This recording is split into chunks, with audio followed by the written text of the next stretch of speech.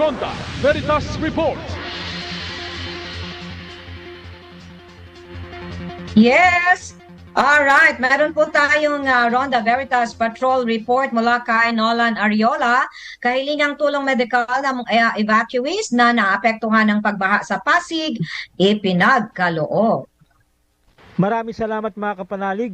Malugod na tinanggap ni Mayor Maan Teodoro si Health Secretary Dr. Ted Herbosa kasama sina NCR Regional Director Lester Tan at Yusik Craig Morillo sa lungsod ng Marikina upang talakayin ang mabilisang pag-augment ng tulong medikal para sa mga pamilyang naapektuhan ng pagbaha sa lungsod.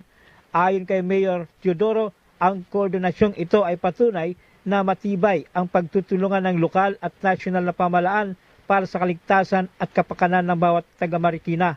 Tuloy-tuloy ang pag-iikot ng alkalde sa lungsod upang personal na maghatid ng tulong sa mga pamilyang naapektuhan ng pagbaha. Pinangunahan din ni Mayor Teodoro kasama si Secretary Rex Gatchalian ang pamamahagi ng mga relief goods mula sa Department of Social Welfare and Development o DSWD para sa mga pamilyang apektado ng matinding pagbaha sa lungsod. Layo nito na agad natugunan ang pangailangan ng mga residenteng naapektuhan ng masamang panahon at pagbaha. Ngayon, ang ginagawa natin is first step assessing kung gaano kalaki yung damage na natamo natin with this habagat.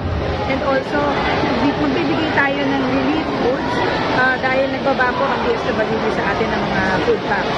So, agad pagkababa sa amin, bibigay na namin ito. Yan ang tinig ni Mayor Teodoro.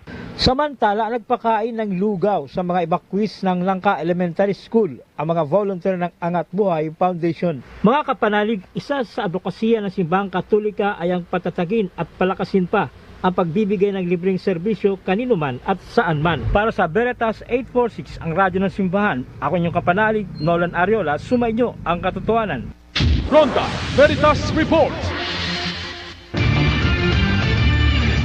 Veritas Pilipinas.